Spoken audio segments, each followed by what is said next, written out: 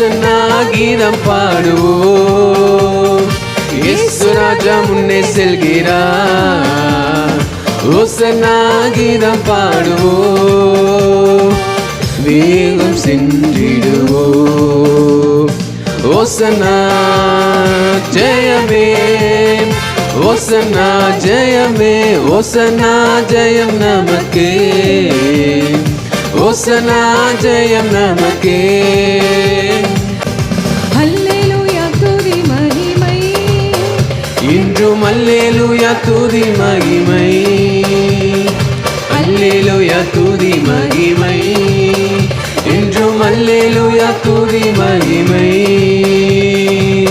இயேசு ராஜா எங்கள் ராஜா, இயேசு ராஜா எங்கள் ராஜா, என்றென்றும் போற்றிடுவோம்.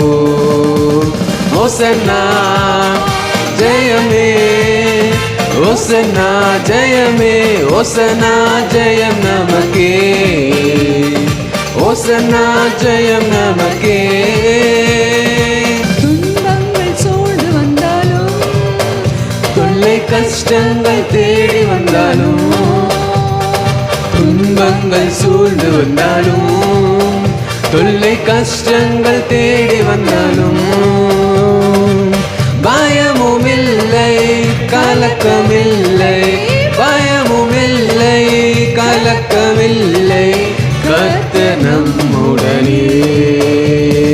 ஓசன்னா ஜெயமே, ஓசன்னா ஜெயமே, ஓசன்னா ஜெயம் நமக்கே, ஓசன்னா ஜெயம் நமக்கே.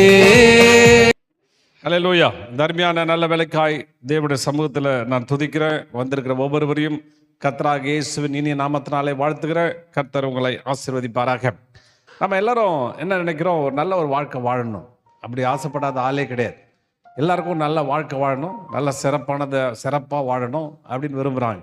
இன்னும் சொல்ல போனால் சில பேர் நினைக்கிறாங்க, ஏதோ வாழணும், ஏதோ இருக்கணும், சாப்பாடு சாப்பிட்டுட்டு ஏதோ தூக்கிட்டு எழுந்து அப்படியே வாழ்க்கை வாழ்ந்துருக்கணும் அப்படின்னு சில பேர் இப்படியே போனால் போட்டோம், இப்படியே இருந்தால் பரவாயில்ல நினைக்கிறாங்க. ஆனால் ஒரு சிலர் என்ன நினைக்கிறாங்க, ஒரு தரமான வாழ்க்கை, குவாலிட்டி லைஃப், நல்ல ஒரு தரமான, ஒரு சரியான, ஒரு சந்தோஷம் நிறைந்த, ஒரு வளமான, ஒரு சிறப்பான வாழ்க்கை வாழ வேண்டும் என்று எல்லாரும் விரும்புகிறாங்க. அப்படி விரும்பி அவங்க அந்த காரியங்களை அவர் விரும்புகிறது உண்மைதான், ஆசைப்படுறாங்க, நல்லது தான். ஆனால் கிடைக்குதா அப்படின்னா அது கிடைக்கல. நிறைய பேர் சொல்கிறாங்க, ஏன் கிடைக்கல அப்படின்னு ஒரு கேள்வி கேட்டிங்கன்னா, கிடைக்காத காரணம் பல காரணங்களை சொல்கிறாங்க. எங்கள் அப்பா சரியில்லை, எங்கள் அம்மா சரியில்லை, சொத்துக்கு எதுவும் சேர்த்து வைக்கல, என்னை சரியான விதத்தில் படிக்க வைக்கல, எனக்கு சரியான விதத்தில் எந்த உதவியும் செய்யலை. இன்னும் சில பேர் சொல்கிறாங்க, நல்ல எனக்கு உதவி செய்கிற ஆள் கிடையாதுங்க, ஒருத்தர் எனக்கு உதவி செய்யறதுக்கு யாரும் கிடையாது, தூக்கி விடுறதுக்கு ஆள் கிடையாது, என்ன அப்படி இருக்கிறதுனால என்னால் வளர முடியல, வாழ முடியல, நல்ல வாழ்க்கையை பெற்றுக்கொள்ள முடியல அப்படின்னு சொல்கிறாங்க. இன்னும் சில பேர் சொல்கிறாங்க, ஏன் இருக்கிற ஏரியா சரியில்லைங்க, மோசமான ஏரியாங்க இங்கே இருக்கிற ஏரியா, அந்த ஏரியாவில் எந்த ஒரு நல்ல காரியங்களும் நடக்கலை அப்படின்னு சொல்லிட்டு சில பேர் இப்படி சொல்கிறாங்க. சில பேர் சொல்கிறாங்க, எங்கள் நாடு சரியில்லைங்க, போகிற புவர் கண்ட்ரி, நல்லா படித்தவனுக்கு எடுத்தவனுக்கு எது வேலை இல்லை, அது இல்லை அப்படி சொல்கிறாங்க. சில பேர் படிப்பு இல்லைங்க, இப்படி ஏதோ பலவித காரணங்களே அவருக்கு சொல்லுகிறார்கள். அப்படி சொல்லி அவங்க வாழ்க்கையை நடத்திட்டு இருக்கிறாங்க. ஒருத்தர் என்ன பண்ணாராம், ஒருத்தர் நிலத்தில் மிகப்பெரிய பாறை ஒன்று இருந்துச்சான். அதுவும் லேண்டுக்கு நடுவில், இந்த பக்கமும் அந்த பக்கமும் போக முடியல, நடுவில் பாறை இருந்துச்சு. அந்த பாறை ஒரு பெரிய இடைஞ்சலாக இருந்துச்சு.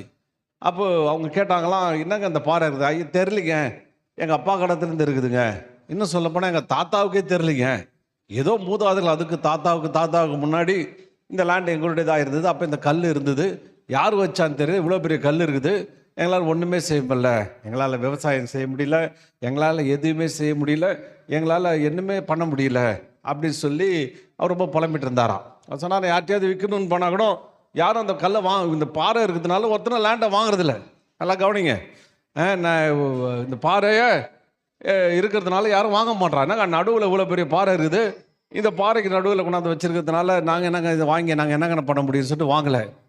அப்படி எல்லாரும் சொல்லி தட்டி கழிச்சனால வாழ்க்கையும் மோசமாக போயிட்டு இருந்து, கல்லுனால இந்த பாறையினால இவங்க வாழ்க்கை ஒரு நல்ல வாழ்க்கையை அமையலை, நல்ல ஒரு செழிப்பான வாழ்க்கைக்குள்ளே போகலை, நல்ல காரியங்களை அவங்க பெற்றுக்கொள்ள முடியவில்லை. அப்படி அவங்க சொல்லிட்டு இருந்தாங்களாம். அப்போ அந்த நாட்களில் என்ன செஞ்சிருக்கான், அந்த சைடு ஒருத்தர் ரோடு போடுற கான்ட்ராக்டர் ஒருத்தர் எடுத்திருந்தாராம். அவரு பார்த்தாராம், அவர் இவங்ககிட்ட சொல்லலை, பார்த்தா இவ்வளோ பெரிய கல் இருக்குது, உடச்சி ஜல்லியாக போட்டு ரோடு போட்டுடலாம், நமக்கு வேலை மிச்சம் அப்படின்னு சொல்லிட்டு இவங்ககிட்ட பேசி, கல் இருக்குது, இதை வச்சு என்ன பண்ண முடியாது சொல்லிட்டு சொற்ப விலைக்கு அந்த லேண்டை வாங்கிட்டாராம். லேண்டை வாங்கினோடனே அவர் என்ன செஞ்சார், அதை உடைக்க ஆரம்பித்தார். ஆளை வச்சு வெட்டி வச்சு உடைச்சி தூள் தூளாக ஆக்கி அதை எடுத்துட்டு கீழே பார்த்தா அவ்வளோ பெரிய பொக்கிஷம், ஜுவல்ஸு, கோல்டு எல்லாம் அடங்கின ஒரு பெரிய பெட்டியை கண்டுபிடிச்சான். திறந்து பார்த்தா பெரிய செழிப்பு, அற்புதமான ஒரு பொக்கிஷம் உள்ளே மறைக்கப்பட்டிருக்குது. என்ன நடக்குது அப்படின்னா, ஒரு காலத்தில் என்ன செஞ்சுருக்காங்க, இதோ ராஜாக்கள் காலத்தில் அவங்க என்ன பண்ணியிருக்கானுங்க, ஒரு பெரிய பொக்கிஷத்தை இந்த கல்லுக்கடையில் மறைச்சி எல்லாரும் சேர்ந்து கல்லை புரட்டி அது மேலே வச்சுட்டா யாரும் எடுக்கக்கூடாதுன்ற நோக்கத்தில் அவ்வளோ பெரிய கல்லை வச்சுட்டாங்க. இவங்க எல்லாம் நினச்சாங்க, அந்த கல் தடை, இந்த கல் தான் பிரச்சனை, இந்த கல் தான் எங்கள் வாழ்க்கைக்கு சரியில்லை எரியலை அப்படின்னு சொல்லிட்டு தாங்க. ஆனால் கல்லை புரட்டினா ஒரு பெரிய பொக்கிஷம் உள்ளே இருக்குது. அல்லேலூயா. கல் எல்லாம் இப்படி தாங்க, ஆளுக்கு ஒரு கல் வச்சுன்னு உட்காந்துருக்குறோம். பிடிவாதம், வாழ்க்கை சரியில்லைங்க, அவர் சரியில்லைங்க, இவர் சரியில்லைங்க, புருஷன் சரியில்லைங்க, புள்ள சரியில்லைங்க, அவன் சரியில்லைங்க, இவன் சரியில்லைங்க, இல்லைங்க முடியாதுங்க, வாழறதுக்கு வழியே கிடையாதுங்க, இதுதாங்க லைஃப், இப்படி தாங்க நான் வாழ்க்கை வாழுவேன் அப்படின்னு சொல்லிட்டு ஒரு பெரிய கல்லை கொண்டாந்து வச்சுட்டு உட்காந்துருக்குறேன். அந்த கல்லை புரட்டுறதுக்கான எந்த முயற்சியும் எடுக்கலை. ஆனால் ஒருத்த முயற்சி எடுத்தான், பார்த்தா அடியில் ஒரு பெரிய பொக்கிஷம் இருக்குது. நல்லா கவனிக்கிறீங்களா? அந்த மாதிரி கல்லை நீங்கள் மட்டும் புரட்டிட்டீங்கன்னா அப்படின்னா உங்கள் பிடிவாத குணம், தப்பான குணம், எது சரியில்லாத ஒரு குணம், இது நடக்காது, ஆவாது, ஈவாதுன்னு சொல்கிற ஒரு அவிசுவாசமான வாழ்க்கை, எதிர்மறையான வாழ்க்கை, அதை வச்சுக்கிட்டு நீங்கள் நவுத்த முடியாமல் உட்காந்துட்டு இருந்தீங்கன்னா ஆண்டவர் சொல்கிறாரு, ஆண்டவர் நாமத்தினால, தேவ வசனத்தின் வார்த்தையினால அந்த பெரிய கல்லை உடைக்க முடியும். உங்கள் எண்ணத்துக்கு முடிவு கட்ட முடியும். முடியாதுன்ற எண்ணத்தை முடியுன்றதை மாற்ற முடியும். அவமானப்பட்ட இடத்துல நீங்கள் ஜெயம் பெற்றுக்கொள்ள முடியும். தோல்வி கண்ட இடத்துல வெற்றி காண முடியும். அவமானத்தின் மத்தியில் ஒரு மிகப்பெரிய ஒரு வெற்றியை நீங்கள் சூட முடியும் என்று வேதம் சொல்கிறது. அந்த வேதம் என்கிற சுத்தியை கொண்டு, உளியை கொண்டு உடைச்சி எடுத்தீங்கன்னா பெரிய பொக்கிஷத்தை ஆண்டவர் வைத்திருக்கிறார். அந்த பொக்கிஷம் உங்களை வழி நடத்தும். சரி, நம்ம செய்திக்கு நேராய் போவோம். வசனத்தை வாசிப்போம். வாசியுங்கள். மத்திய எழுதின புத்தகம் 4வது அதிகாரம் 1 4 வசனங்கள். அப்பொழுது இயேசு பிசாசினாலே சோதிக்கப்படுவதற்கு ஆவியானவராலே வனாந்தரத்துக்கு கொண்டு போகப்பட்டார். அவர் இரவும் பகலும் 40 நாள் உபவாசம் இருந்த பின்பு அவருக்கு பசி உண்டாயிற்று. அப்பொழுது சோதனைக்காரன் அவரிடத்தில் வந்து, நீர் தேவனுடைய குமாரனை ஆனால் இந்த கல்லுகள் அப்பங்களாகும்படி சொல்லும் என்றான். அவர் பிரதியுத்தரமாக, மனுஷன் அப்பத்தினால் மாத்திரமல்ல, தேவனுடைய வாயிலிருந்து புறப்படுகிற ஒவ்வொரு வார்த்தையினாலும் பிழைப்பான் என்று எழுதியிருக்கிறதே என்றார். நல்லா கவனிங்க, இது ஒரு எல்லா கிறிஸ்தவர்களுக்கும் ஒரு பரிச்சயப்பட்ட ஒரு காரியம். இயேசு பிசாசினால் சோதிக்கப்படுவதற்கு ஆவியானவர் கொண்டு போகிறார். ஆவியானவராலே வனாந்தரத்துக்கு கொண்டு போகப்பட்டார். ஏன்பா, ஒரு டெஸ்ட்டு, ஒரு பிசாசனுடைய ஒரு டெஸ்ட்டு, ஒரு சோதனைக்காரன். அவனுக்கு பாருங்கள், சோதனைக்காரன் இருக்கு போட்டிருக்கு. அந்த சோதனைக்காரன் அந்த சோதனையை டெஸ்ட் பண்ணுறதுக்கு, சோதிக்கிறதுக்கு அங்கே பிசாசு அங்கே வருகிறான். ஆவியானவரே வனாந்தரத்துக்கு கொண்டு போகப்பட்டார். வனாந்தரத்தில் ஒன்றும் இல்லாத இடத்துல தண்ணீரற்ற வறட்சியான ஒரு சூழ்நிலையிலே அங்கே கொண்டு போய் அங்கே வைக்கிறான். அங்கே ஆவியானவர் கொண்டு போகப்பட்டு அங்கே வச்சிருக்கிறார். வச்ச உடனே பிசாசு அங்கே வருகிறான். அந்த பிசாசு பாருங்க, 40 நாள் அவர் சாப்பிடலை, உபவாசம் இருந்த பின்பு 40 நாள் உபவாசமாக இருக்கிறார். உபவாசம்னா அங்கே சும்மா போய் வெறும் சாப்பிடாம உட்கார்ல, அங்கே அது வேத வசனத்தின் தேவனோடு கூட அவர் சஞ்சரிக்கிறார். அநேக காரியங்களை அவர் கற்றுக்கொள்கிறார், தேவனிடத்திலே கற்றுக்கொள்கிறார். இந்த உபவாசம் இருந்த பின்பு அவருக்கு பசி உண்டாயிற்று. பாருங்க, 40 நாள் உபவாசம் இருந்தோன்னே ஒரு சோதனை வருது. 40 நாள் உபவாசம், எந்த அளவு உபவாசம் இருந்த, எந்த அளவு கர்த்தருக்குள்ளே இருந்த என்பதை ஒரு டெஸ்ட் பண்ணுறதுக்கு ஒரு டெஸ்ட் அங்கே வைக்கப்படுகிறது. அப்பொழுது சோதனைக்காரன் அவரிடத்தில் நீ தேவனுடைய குமாரனே ஆனால் இந்த கல்லுகள் அப்பங்களாகும்படி சொல்லும் என்றான். அவர் பிரதியுத்தரமாக, மனுஷன் அப்பத்தினால் மாத்திரமல்ல, தேவனுடைய வாயிலிருந்து புறப்படுகிற ஒவ்வொரு வார்த்தையினாலும் பிழைப்பான் என்று எழுதியிருக்கிறதே. நல்லா கவனிங்க. சோதனைக்காரன், டெஸ்ட்டு. பாருங்க, நிறைய பேர் கேட்குறாங்க, என்னங்க எங்கே டெஸ்ட் பண்ணணும்னு. ஆமாம், டெஸ்ட் பண்ணால் தான் தெரியும் உன்னுடைய விசுவாசம் என்ன, நீ எப்பேற்பட்ட ஒரு புரிந்து கொள்ளுதலோடு இருக்கிற ஒரு காரியங்களோடு இருக்கிற அப்படின்றத நம்ம தெரிந்து கொள்ள முடியும். சில பேர் சொல்லுவாங்க, நான் ஏங்க இப்போ பரீட்சையில் தோல்வி அடைஞ்சிட்டேன். கொஸ்டினை ட்விஸ்ட் பண்ணி கேட்டுட்டாங்க. என்ன பண்ணி கேட்டாங்க? ட்விஸ்ட் பண்ணிட்டாங்களாம். ஒரு ட்விஸ்ட் வைக்கிறானுங்க உள்ள கொஸ்டினில். அப்படி இருக்கிற மாதிரி அந்த ட்விஸ்ட்டு கேட்டோன்னே நிறைய பேர், முக்கால்வாசி பேர் விட்டுறாங்க. ஆனால் நல்லா புரிஞ்சுக்கிட்டாக்க, சரியாக புரிஞ்சுக்கிட்டாக்க அதை நம்ம சரியாக ஆன்சர் பண்ண முடியும். என்ன வேதாகமத்தில் சோதனைக்காரனை பிசாசை குறித்து ட்விஸ்டட் சர்பண்ட், அதாவது ட்விஸ்ட்டு பண்ணுற சர்பண்ட் அப்படின்னு போட்டிருக்குது. விஷயத்தை அப்படியே ட்விஸ்ட் பண்ணுறது, கொஸ்டினை ட்விஸ்ட் பண்ணி கேட்குறது, அப்படி பதில் சொல்ல முடியாத மாதிரி ட்விஸ்ட் பண்ணி வேறு அர்த்தத்தில் கொடுக்குற மாதிரி கொடுத்து அப்படியே மாற்றுறது. Twisted question. அந்த ட்விஸ்டட் கொஸ்டினை கொண்டு வந்து கேட்குறான். சரிங்க, இந்த ஒரு எனக்கு அந்த பல நாளில் நம்ம மரமண்டைக்கு பல நாட்கள் முறிய சர்வ் பண்ணிட்டேன்னா அப்படி ட்விஸ்டான நாகம், அதாவது இப்படி திருப்பு அப்படியே ட்விஸ்டர் சர்வ் பண்ணிட்டேன்னா அதுக்கு உண்டு. ஒரு விஷயத்தை ட்விஸ்ட் பண்ணுறது, ஒரு விஷயத்தை திருப்புறது, ஒரு விஷயத்தை குழப்புறது, ஒரு விஷயத்தை நேக்காக தட்டி விட்டுறது, குழப்பி விட்டு போகிறது. அப்படி ஒரு கேள்வியை இயேசு கிறிஸ்துட்ட வந்து கேட்குறான். இப்போ எனக்கு மறுபடியும் ஒரு கேள்வி, நிறைய வாட்டி நான் இதை வாசிச்சிருக்கிறேன், நிறைய வாட்டி இதை படிச்சிருக்கேன். எனக்கு அப்பப்போ ஒரு கேள்வி உண்டு. அவன் நல்லது தானே சொல்கிறான், என்ன கெடுதலாக சொல்கிறான்? நல்லது தானே சொல்கிறான். பசியாக இருக்குது உனக்கு பசி எடுத்துருக்குது, 40 நாளில் வேறு சாப்பிடல, பசியில் வேறு இருக்கிற, நீ தான் தேவனுடைய குமாரனாச்சே, நீ தான் பிதாவுடைய குமாரனாச்சே, நீ அங்கேயே தானே இருந்த, கூடயே தானே இருந்த, அப்போ நீ உன்னால் உனக்கு பவர் இருக்குதா இல்லையா? அப்படியே இந்த கல்லை அப்படி அப்பமா மாற்றி கோணலான சர்ப்பம். பாருங்க, அவன் பேர் என்னது? கோணலான சர்ப்பம், ட்விஸ்டட் சர்பன். கோணலான ஆள், ஸ்ட்ரெயிட்டான ஆள் கிடையாது. கோணலை ட்விஸ்ட் பண்ணிட்டுவான், கோணலாக்கிடுவான்.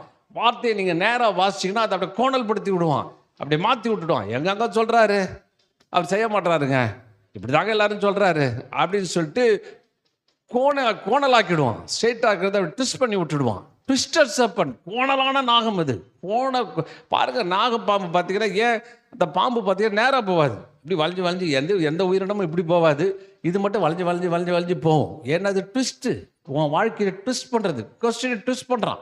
சரி, இப்போ இன்னொரு கேள்வி எழுது, ஏன் அதை வந்து மாத்திர, எதுக்கு இந்த கொஸ்டினை கேட்கணும், இந்த கேள்வியை கேட்கணும், இந்த நேரத்தில் இதை கேட்கணும், ஏன் இந்த கேள்வி வேற கேள்விக்கு, இந்த கேள்விக்கும் ஆண்டவருடைய காரியத்துக்கு என்ன சம்பந்தம்?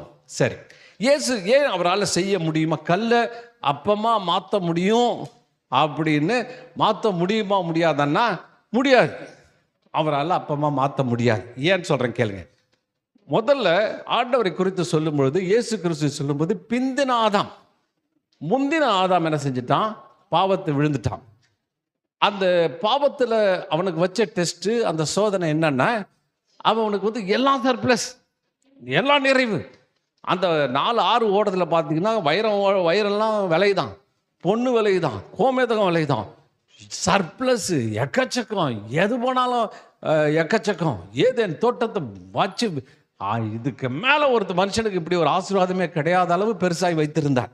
இப்போ என்ன கேள்வி, அவன் கேட்குறான், நன்மை தீமை அறியத்தக்க கனி, அந்த அறியத்தக்க கனியை நீ சாப்பிட்டினா தேவனை போற இருப்பீர்கள். எல்லாம் கவனிங்க.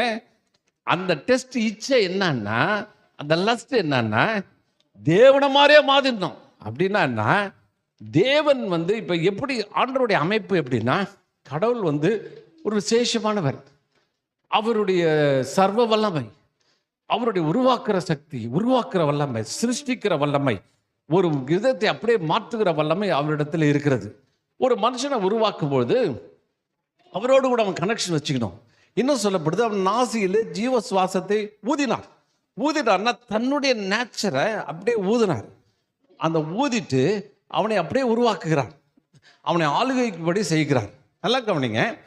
ஆனால் இது எப்போ வேலை செய்யும், எப்போ ஆளுகத்தன்மை உடையதாக இருக்குன்னா, நீங்கள் கடவுளோடு கூட தொடர்பு வச்சிட்டு இருக்கும்போது தான் இது வேலை செய்யும்.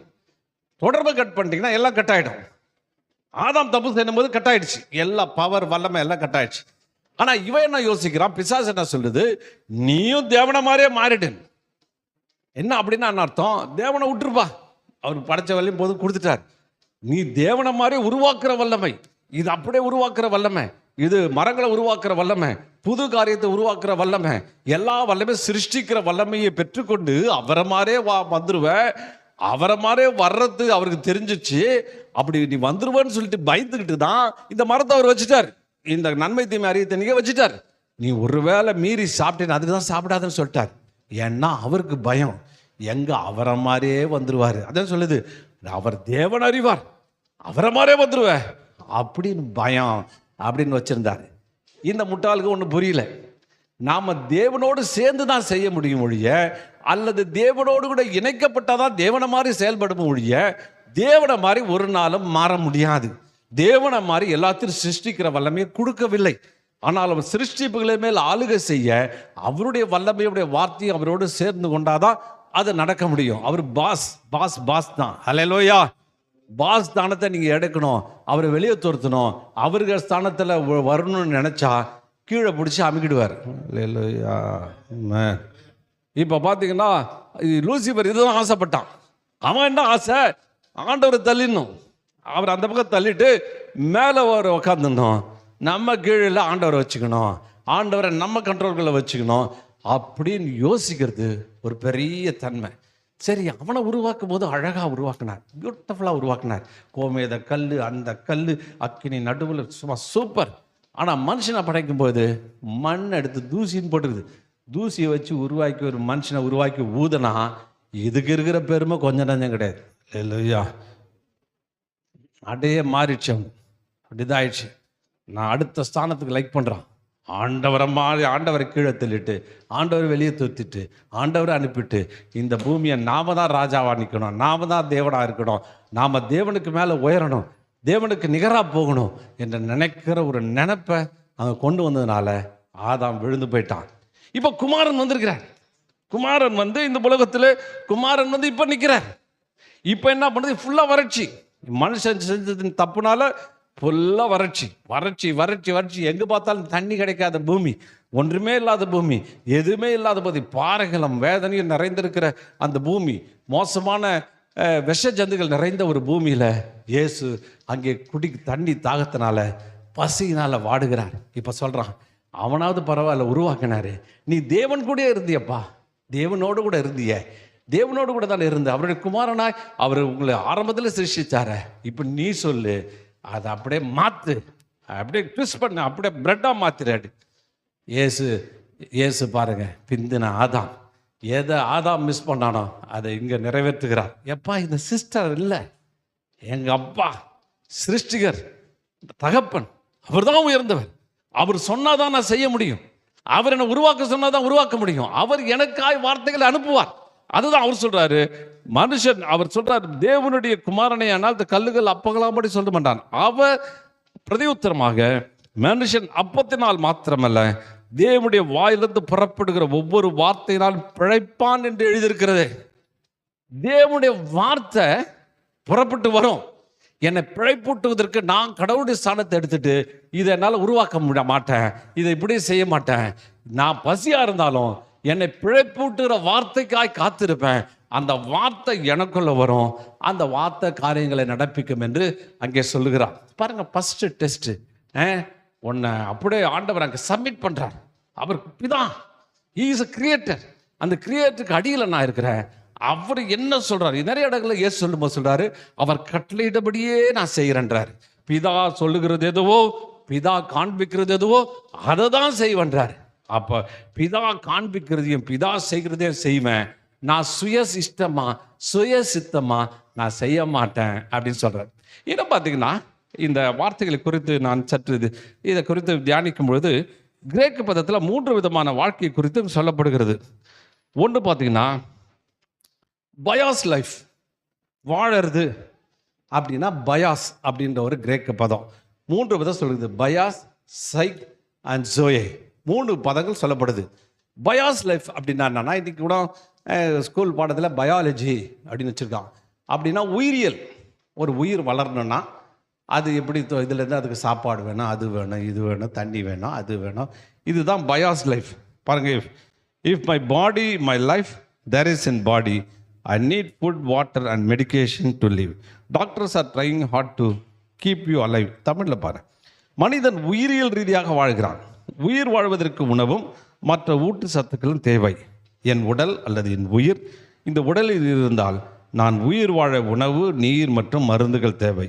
மருத்துவர் உங்களை உயிருடன் வைத்திருக்க கடுமையான முயற்சி செய்கிறார்கள். அவர்கள் மருந்துகள், அறுவை சிகிச்சை, பிசியோதெரப்பி என்ற பலவற்றை செய்கிறார்கள். இந்த பயாஸ் உயிர் வாழற ஒரு வாழ்க்கை, ஏதோ ஜென்ரலாக வாழற ஒரு வாழ்க்கைக்கு சாப்பாடு தேவை, தண்ணீர் தேவை, விட்டமின்ஸ் தேவை, அது தேவை, இது தேவை. அதுக்கு டாக்டர்ஸு இந்த பயாஸ் லைஃப் அவங்க ஒன்றிய எந்த லைஃப்பை பற்றி அவங்களுக்கு கவலை கிடையாது. உன்னை உயிர் வாழ வைக்கணும்னா பெரிய பெரிய அறுவை சிகிச்சைலாம் பண்ணுறான். அறுக்கிறான், போட்டுறான், தைக்கிறான், மாற்றுறான், டிரான்ஸ்பிளான்ட் பண்ணுறான், ஃபிசியோதெரப்பி பண்ணுறான். எப்படியாவது உன்னை உயிரோட வச்சுருக்கணும். சில பேர் பார்த்தீங்கன்னா அப்படியே மருந்து கொடுத்து உயிரோடு வச்சுருக்கிறான். அப்படியே காலை தள்ளிட்டே. சில பேருக்கு கால் போச்சுன்னா ஒரு எக்ஸ்ட்ரா ஒரு காலை வச்சு நடத்துகிறான். Is a bios life, bios life. அது ஒரு வாழ்க்கை, அது ஒரு வாழ்க்கை. அந்த மாதிரி உயிரினத்தை வாழறதுக்கு சில உதவிகள் செஞ்சு வாழ்ந்துக்கிட்டே இருக்கிறான். இன்னொன்று பார்த்தீங்கன்னா சைக் லைஃப் அப்படின்னா ரெண்டாவது வாழ்க்கை. இந்த கிரேக்க பதம் சொல்லுது, முதல் வாழ்க்கை சொல்லுது பயாஸ் லைஃப். ஏதோ உயிர் வாழறதுக்கு உணவு உடலாம் கொடுத்து உயிர் வாழுகிற அந்த வாழ்க்கை பயாஸ் லைஃப். அது ரெண்டாவது சைக் லைஃப் அப்படின்னா ஆன்மீகமான வாழ்க்கை. என்ன வாழ்க்கை அப்படின்னா சொல்ல பாரு, பௌதீக வாழ்க்கை. மக்கள் பொதுவாக நீங்கள் பிழைப்புக்காக என்ன செய்கிறேன், என்னங்க ஹவு டு யூ லிவ் அப்படின்னு கேட்டிங்கன்னா அவங்க சொல்லுவாங்க, நான் எப்படிங்க வாழறீங்க அப்படின்னு ஒரு கேள்வி கேட்டிங்கன்னா சொல்லுவாங்க, நான் குமாஸ்தா வாழறேங்க. சில பேர் சொல்லுவாங்க, நான் இன்ஜினியராக இருக்கேங்க. சில பேர் நான் டாக்டராக இருக்கேங்க. சிலது நான் உழைக்கிறேங்க அப்படின்னு சொல்கிறான். எப்படின்னா என்ன அர்த்தம்னா, இந்த வகையான பௌதிக வாழ்க்கை, ஆன்மீக வாழ்க்கை என்பது திறமை, ஆற்றல், தந்திரம், அறிவு, ஏன் ஒருவர் மற்றவர்களை ஏமாற்றுவது, திருட்டு, கொள்ளை போன்ற பலவற்றை உள்ளடக்கியது. உலகம் முழுவதும் மக்கள் இப்படித்தான் வாழ்ந்து கொண்டிருக்கிறார்கள். நமது முன்னோர்கள் அத்தகைய வாழ்க்கை முறை தான் போதித்தார்கள். என்ன சொல்கிறாங்க, என் பொருளை டாக்டர் ஆகணும் அப்படின்னா என்னன்னா, டாக்டர் ஆகி பழிச்சுக்குவான், 4 பேருக்கு மருந்து பார்த்து ஒரு நல்ல லைஃப்பை கொடுப்பான். அப்புறம் டாக்டராக ஆக முடியல, சரி கம்பவுண்டராவது ஆகி ஏதாவது இருக்கிற மருந்தை பார்த்தா, அதுக்கு மேலே முடியலைன்னா அட்டண்டராவது ஆகி ஏதோ ஒரு வாழ்க்கை வாழறான். ஒரு வாழ்க்கை நடத்துறதுக்கு நம்முடைய அறிவு, திறமை, நம்முடைய ஆன்மீக சம்பந்தப்பட்டமான சில விஷயங்களை வைத்து நாம் வாழ்ந்து கொண்டு இருக்கிறோம். ஏதோ ஒரு திறமை, ஒவ்வொருத்தருக்கும் ஒரு திறமை இருக்குது. யாரோ ஒருத்தர் ஒரு திறமை இருக்குது. அந்த திறமையை கொண்டு அவங்க பிழைத்து கொண்டிருக்கிறார்கள், வாழ்ந்து கொண்டிருக்கிறார்கள், செஞ்சு கொண்டிருக்கிறார்கள். இதுதான் சைக் லைஃப். இதுதான் ஆத்மா சம்பந்தப்பட்ட ஆன்மீக வாழ்க்கை. இப்படி சொல்லிட்டு இருக்காங்க. ஆனால் ஆண்டவர் சொல்றது என்ன சொல்றாரு, ஜோயல் லைஃப். ஹல்லேலூயா. அவர் இந்த வேர்டை யூஸ் பண்றார். நான் எப்படி எப்படி பிதாவின் மூலியமா நான் எப்படி வாழறேன் அப்படின்னா ஜோயல் லைஃப், ஜோயல் லைஃப் அப்படின்னு அவர் சொல்றார். Zoe, living by, live by God's word. வார்த்தையுடைய வார்த்தையினாலே பிழைப்பது. ஒரு வாழ்க்கை முறை இருக்குதுங்க. ஒரு மனுஷன் வாழறதுக்கு ஒரு முறை இருக்குது. ஆனால் அவங்கெல்லாம் உலகத்தார் வாழ்க்கிற ஒரு முறை, இன்னொரு முறையை இயேசு இன்ட்ரோடியூஸ் பண்றாரு. அதுதான் ஜோயல் லைஃப். ஆமென். ஆண்டோடைய வார்த்தையை கொண்டு பிழைக்கிற ஒரு வாழ்க்கை. இதை குறித்து இன்னும் கொஞ்சம் சொல்லபடி விரும்புகிறேன். இதே வார்த்தை உபாகமத்தின் புத்தகம் 8:3 வாசிக்கும் பொழுது, அவர் உன்னை சிறுமைப்படுத்தி உன்னை பசியினால் வருத்தி மனுஷன் அப்பத்தினால் மாத்திரமல்ல கர்த்தருடைய வாயிலிருந்து புறப்படுகிற ஒவ்வொரு வார்த்தையினால் பிழைப்பான் என்பதை உனக்கு உணர்த்தும்படி நீயும் உன் பிதாக்களும் அறியாதிருந்த மன்னாவிலே உன்னை போஷித்தார். உபாகமத்தில் நல்லா கவனிங்க. உபாகமத்தில் புத்தகத்தில் ஆண்டவர் சொல்கிறார், இது மோசையை கொண்டு அவங்க சொல்கிறாரு, நீங்கள் வாங்கப்பா கானான் தேசத்துக்கு போகலாம் அப்படின்னு சொல்லிட்டு ஜென்ரலாக ஒரு ரூட் ஒன்று இருக்குது. 11 நாளில் போயிடலாமா அங்கே கானான் தேசத்துக்கு. அந்த ரூட்டுக்குள்ளே கொண்டு போகல, நேராக செங்கடலை கலந்து, அவர் ரூட்டு பாருங்கள், செங்கடலை கலந்து வனாந்திரத்தில் விட்டுட்டார். வனாந்திரத்தில் விட்ட உடனே எல்லாம் அலறான். அவன் சொல்கிறான், ஐயோ இந்த வனாந்திரத்தில் கொண்டு போய் விட்டுட்டாரு, எப்படி சாப்பிட்றது, எப்படி இது ஐடியா இல்லாமல் வந்துட்டாங்களே, இது எப்படி வாழ்க்கை வரும். உங்கள் முன்னோர்கள் நம்ம கற்றுக்கொண்ட அறிவு, நம்முடைய ஆன்மீக வாழ்க்கைக்கான நம்முடைய அறிவுக்கு தெரிந்திருக்கிற ஒரு வாழ்க்கை, அந்த வாழ்க்கைப்படி வாழறது எல்லாரும் வாழ்க்கை நடத்துகிறாங்க. ஆனால் வாழறதுக்கு இன்னொரு முறை இன்ட்ரடியூஸ் பண்ணுறாரு. இன்னொரு முறையை தம்முடைய ஜனங்களுக்கு கற்றுத்தர வரம்புறாரு. இன்னொரு முறையில் நீ பிழைக்க முடியும், சிறப்பாக வாழ முடியும், அற்புதமாக வாழ முடியும், ஆச்சரிய விதத்தில் வாழ முடியும். அது ஃபெயிலியர் நான் ஃபெயிலும். இந்த புதிய வாழ்க்கை முறையை சொல்லித்தரணும்னு விரும்பினார். அதற்காக கொண்டு போயிட்டார். எங்கே அவர் எடுத்த இடம், அவர் கொண்டு போன ஸ்கூலு காலேஜ் எங்கன்னா, சொல்லிக் கொடுக்குற இடம் எங்கன்னா, வனாந்தரம், ஒன்றுமில்லாத இடம், தண்ணி இல்லாத இடம், வறட்சியான இடம், கொஞ்சம் கூட எதுவுமே கிடைக்காத ஒரு இடத்துல கொண்டு போயிட்டு சொல்லித்தராரு. இந்த இடத்துல நடத்துவேன். இன்னும் பல இடங்களில் போட்டிருக்குது, ஒருவனும் ஒரு காலம் கடந்திராத வனாந்தரம். ஒருத்தனுக்கு கிராஸ் பண்ண முடியாதுரா, ஒருத்தனும் போக முடியாது, வனாந்தரத்தை கடந்து போக முடியாது. நான் இந்த வனாந்தரத்தை பார்க்கணுன்னு போனோம். அங்கே எகிப்தில் இறங்கி இஸ்ரேலுக்கு போனால் 11 மணி நேரம் ட்ராவல். போகுது 120 140 கிலோமீட்டரில் அந்த வேன், எங்கள் வேன் போயிட்டு இருக்குது. ஒரே மலை மலை மலை மலை, எங்கே பார்த்தாலும் சுண்ணாம்பு பாறை, மலை பயங்கரமாக இருக்குது. நான் யோசிச்சு பார்த்தேன், இதில் எப்படி நடத்தினார் பாருங்க. வேன்லேயே போக முடியாது, எல்லாம் தண்ணி பாட்டு, எண்ணி பாட்டு, சாப்பாடு, ஈப்பாட்டு, ஸ்நாக்ஸ்லாம் எடுத்துன்னு போகிறோம். தூங்குறோம், எழுந்திருக்கோம், தூங்குறோம், போயிட்டே இருக்குது வண்டி. அவ்வளோ பயங்கரமான இடத்த அவர் நடத்தினார். ஒரு நாள் 2 நாள் நடத்தலை, 40 வருஷம். ஹல்லேலூயா. 40 வருஷம் ஒன்றுமே குறையில, அற்புதமாக நடத்தினார். இதுதான் புதிய வாழ்க்கை முறையை நம்முடைய பிள்ளைகளுக்காய், தேவனுடைய பிள்ளைகளுக்காய், தேவனுடைய மக்களுக்காய் ஒரு புதிய வாழ்க்கை முறையை தெரிந்தெடுத்து தருகிறார். இந்த வாழ்க்கை முறையில் வாழறதுக்கான வழியை அப்படி சொல்லி தருகிறார். இந்த வாழ்க்கை முறையில் நீ வாழ்ந்தினா எப்படிப்பட்ட சூழ்நிலையும் வர முடியும், எப்படிப்பட்ட பிரச்சனையை மேற்கொள்ள முடியும், எப்படிப்பட்ட வறட்சியை தாங்கி ஒன்றுத்தையும் இழக்காம உன்னால முன் செல்ல முடியும் என்பதை அங்கே சொல்லி தருகிறார். ஹல்லேலூயா. அப்போ பாருங்க, அப்பத்தினால ஏதோ சோத்தை திருட்டு பிழைக்கிற வாழ்க்கை இல்லடா, உனக்கு புது வாழ்க்கை இன்ட்ரடியூஸ் பண்ணுறேன். அந்த புதிய வாழ்க்கைக்குள்ளே உன்னை நடத்துகிறேன், புதிய வாழ்க்கைக்குள்ளே உன்னை கொண்டு போகிறேன். அது எப்படின்னா, உனக்கும் பரலோகத்துக்கும் உள்ள தொடர்பு. எங்கெங்க எது வேணுமோ அதை உனக்கு ப்ரொவைட் பண்ணி தருவேன். அது அங்கேருந்து வார்த்தை வரும். அந்த வார்த்தையை மோசே உள்வாங்குவான், உள்வாங்கி அங்கே பிரகடனப்படுத்துவான். அங்கே வார்த்தையை அங்கே பெற்றுக்கொள்வான், அதை அவன் செயல்படுத்துவான். அதில் ஒரு காரியத்தை நம்ம வாசிப்போம். யாத்திராமத்தம் 15:23. மாராவின் தண்ணீர் கசப்பாக இருந்ததனால் அதை குடிக்க அவர்களுக்கு முடியாமல் இருந்தது. அதனாலே அந்த இடத்துக்கு மாரா என்று பெயரிட்டப்பட்டது. மக்கள் மோசேக்கு விரோதமாய் முறுமுறுத்து எண்ணத்தை குடிப்போம் என்றார். கர்த்தர் மோசையை நோக்கி கூப்பிட்டான். அப்பொழுது கர்த்தர் மோசைக்கு ஒரு மரத்தை காண்பித்தார். அதை அவன் தண்ணீரிலே போட்டவுடன் அது இனிமையான தண்ணீரானது. அவர் அங்கே அவர்களுக்கு ஒரு கட்டளையும் ஒரு நீதி நெறிகளையும் கட்டளையிட்டு அங்கே அவர்களை சோதித்து, நல்லா கவனிங்க, டெஸ்ட்டு. ஹலோ பாருங்க, இந்த டெஸ்ட் எப்படி பழைப்பான், எப்படிடா மனுஷன் வாழ்வான்றதுக்கு அவங்க சொல்லித்தரார். மாராவுக்கு வந்துட்டார். மாராவுக்கு வந்தா இவங்களுடைய சோலிஷ் வாழ்க்கை, ஆத்தும அறிவு, இவங்க பெற்றிருக்கிற அறிவு, இவங்க பெற்றிருக்கிற அனுபவம், இவங்க கற்றுக்கொண்ட வாழ்க்கை எல்லாம் சொல்லுது, இந்த தண்ணியை நல்ல தண்ணியாக மாற்ற முடியாது. இது கொடுமையான தண்ணி, இது கசப்பான தண்ணி. பேரை வச்சுட்டான். நம்மளால பேரை வைக்கிறதுல படகில்லடிங்க, மாறான்னு வச்சுட்டான். இது கசப்பு தான்டா, கசப்பு தான் வாழ்க்கை, இது கசப்பு தான், இது எண்ணத்தை குடிக்கிறது, முடிஞ்சு போச்சு, அவ்வளோதான், முடிஞ்சு போச்சு அப்படின்னு சொல்லிட்டு முறுமுறுக்க ஆரம்பிச்சிட்டான். நான் சாவ போகிறேன், அது போனேன், அப்போ என் பிள்ளைங்களாம் இங்கே சாகணுமா இகிடுமான்னு புலம்புறான். ஆனால் பாருங்கள், மோசே ஒரு வித்தியாசமான ஆள். புலம்பதில் அவன் கேட்க மாட்டான். அவனுக்கு ஏற்கனவே ட்ரைனிங்லாம் ஒரு ஏற்கனவே இந்த இடம்லாம் பார்த்துட்டு வந்தவன் தான். ட்ரைனிங் டக்குன்னு ஆண்டவர் நோக்கி விட்டான். ஆண்டவரே, இதில் ஏதோ ஒரு விஷயம் இருக்குது, எங்க இதை எப்படி நடத்துக்கு நீங்கள் ஒரு திட்டம் வச்சுருப்பீங்க, நீங்கள் ஒரு பிளான் வச்சுருப்பீங்க, எனக்கு சொல்லித்தாருங்க அப்படின்னு அவன் கேட்குறாரு. கேட்குறவொன்னு ஆண்டவர் சொல்ல ஒரு மரத்தை காண்பித்தார். போடா, எவ்வளோ மரம் இருக்குது, இது பரலோகத்தினுடைய ஞானம் அப்படியே வருது, அப்படியே ரிஃப்ளெக்ட் ஆகுது. தேவனுடைய வார்த்தை எப்படி வருது பாருங்க, அப்படியே ரிஃப்ளெக்ட் ஆகி வந்து அது ஒரு மரத்தை, ஒரே மரம் அங்கே வச்சுருக்காரு. அப்போ நான் என்ன யோசிக்கிறேன், ஒரு கசப்பான தண்ணி ஓடிக்கிட்டே இருக்கும், அந்த கசப்பான தண்ணி போய் வந்துக்கிட்டே இருக்கும். யார் ஜனங்களும் அதை குடிக்க முடியாமல் எல்லாம் இடம்பெயர்ந்து போயிடுவாங்க. எனக்கு ஒரு சந்ததியை நான் பிரித்தெடுப்பேன், அந்த சந்ததியை கடலுக்கு அடியில் கொண்டு வருவேன், இந்த மாறாக்குள்ளே கொண்டு வருவேன். மாறாவில் வந்த உடனே அவங்க என்கிட்ட கேட்பாங்க, நான் சொல்லுவேன், அதற்காகவே ஏற்கனவே ஒரு மரத்தை வளர்த்தங்க வச்சிருக்கிறேன். அந்த மரத்தை போய் அவன் சொல்லும் பொழுது அந்த மரத்தை கொண்டு வந்து தண்ணியில் போட்டுவிடும், மதுரமாக மாறிடும். அதுக்கப்புறம் இந்த பூமிக்குள்ள பல ஆசீர்வாதம், அந்த தண்ணியை குடிக்கிறதுக்கு வருகிற வருஷங்கள